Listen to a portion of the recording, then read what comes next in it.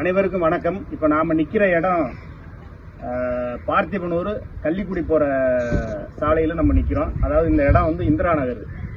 இங்க இந்திரா நகர் உருவாகிறதுக்கு முன்னாடி இருந்து இந்த குப்பை மேடு இங்க இருக்கு. இந்திரா நகர் இப்பதான் உருவாச்சு.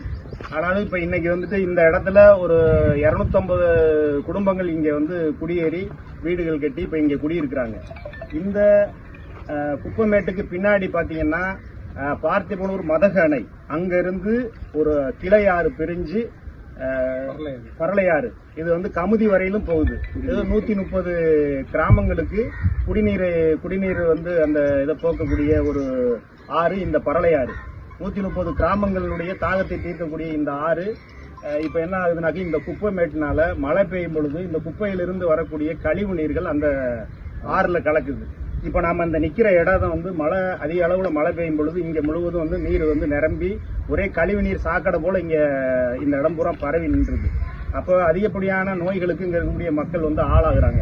இந்த இடத்த மக்கள் கடந்து செல்வதற்கே ரொம்ப அருவருப்பா மூக்க மூடிக்கிட்டு போகக்கூடிய ஒரு இடத்துல ஒரு சூழல் இருக்கு.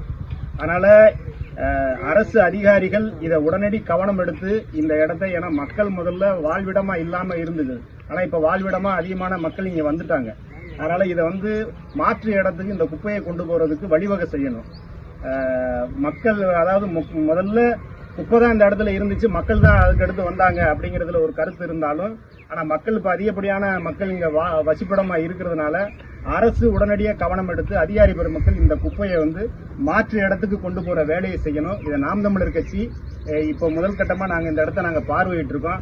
அடுத்த முறை சம்பந்தப்பட்ட அதிகாரிகளை நாங்க சந்திச்சு இதற்கான ஒரு தீர்வை நோக்கி நாங்க நகர்வோம். இது தொடர்ந்து இந்த குப்பை மேட்டை இந்த இடத்துல இருந்து இதை அகற்றணும். இது நாங்க அரசுக்கும் இங்க இருக்கக்கூடிய அதிகாரி பெருமக்களுக்கும் நாம் தமிழர் கட்சி தங்களுடைய கோரிக்கையா முன்வைக்கிறது. நன்றி.